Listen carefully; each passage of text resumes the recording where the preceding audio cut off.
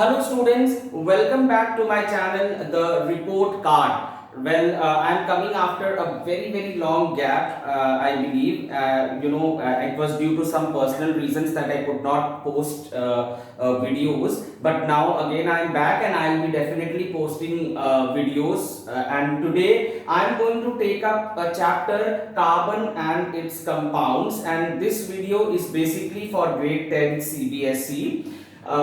This chapter is definitely a very important chapter of chemistry, and I would like the students to please go through this chapter very carefully, because this chapter actually forms the basis of your organic chemistry also when you take up sciences in grade 11th. Okay. So let us just start the chapter, Carbon and its Compounds. Now when I am talking about carbon, okay, now carbon is a very common element which is found almost everywhere. Okay, if you look at various compounds, like for example carbohydrates, the proteins, the vitamins, okay, there you have carbon as one of the component. Now even our living or body, it has lots of carbon in it. There are n number of substances that has carbon in it. So carbon forms a large number of compounds, and that's why it is really very important to study about carbon and its compounds.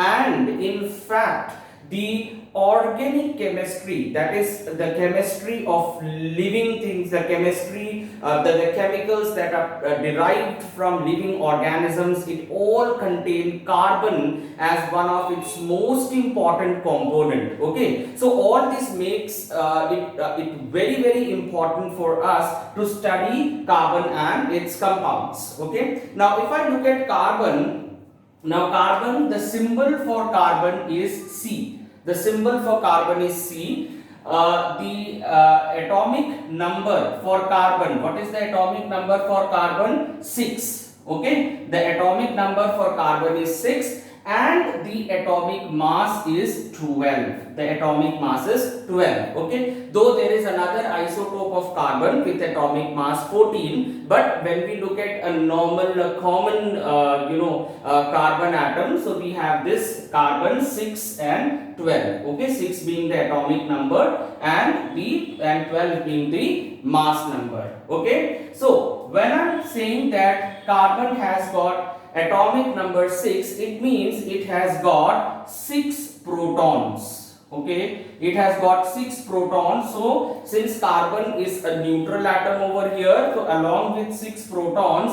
it has got 6 electrons also. Okay, it has got 6 electrons, right? Now what would be the electronic configuration of carbon? The electronic configuration of carbon would be 2 and 4. So carbon has 2 shells, K and L, or you can even say 1 and 2, and the first shell after the nucleus, it contains 2 electrons, and the second shell contains 4 electrons.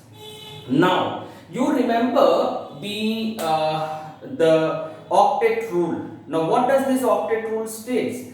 Octet rule states that every atom tries to stabilize itself by having 8 electron in its outermost shell if it has got more than one shell. Okay, so this way carbon is again very unstable, right? So carbon also needs to stabilize itself.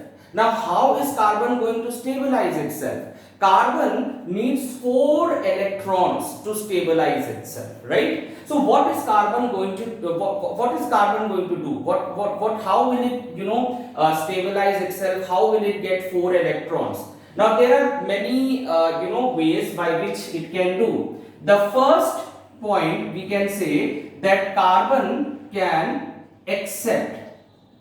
Okay, carbon can accept electron, right? Accept electron. Now accepting electron, let's see whether it is possible or not. So suppose this is the nucleus for carbon. We have 2 electrons over here, and we have 4 electrons over here. 1, 2, 3 and 4. Okay, now in this nucleus carbon has got 6 protons. Okay, it has got 6 protons and 6 neutrons also, right? Now I am not writing neutron over here right now.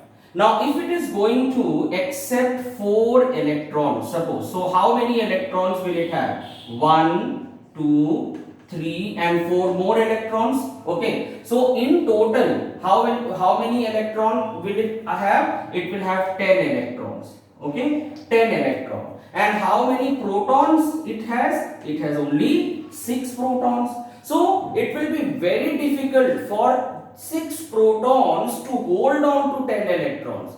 So all the more carbon will become very unstable, right? So this thing is not possible. So carbon cannot form a negative ion. Okay, it cannot form a negative ion. It cannot accept any electron. Okay, so what is the reason? The reason is that if it accepts 4 electrons, then it will have a total number of 10 electrons, and the number of protons in the nucleus would be 6, and it will be very difficult for 6 protons to hold 10 electrons in the atom. Okay, and thus this thing is not possible, so this is ruled out. So accepting electron is ruled out.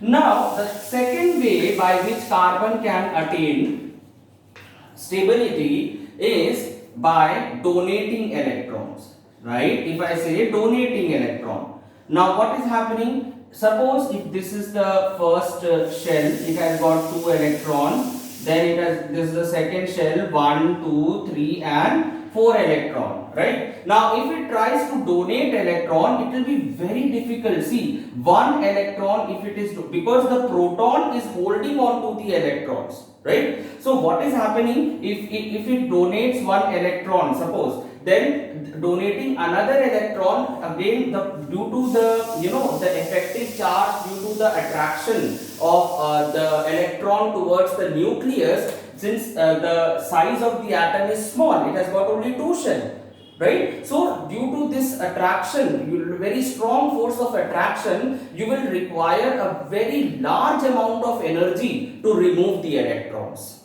Okay, so the effective attractive charge will be more because the distance between the electron and the proton is less. The electron and the nucleus rather is less. Because of the less distance, we know Coulomb's law, right? The attraction or repulsion between the charges is inversely proportional to the square of the distance between them. So since the distance is less, so it becomes all the more difficult to remove the electrons from the carbon atom, and it requires a lot of energy. So this thing is also ruled out. Now what?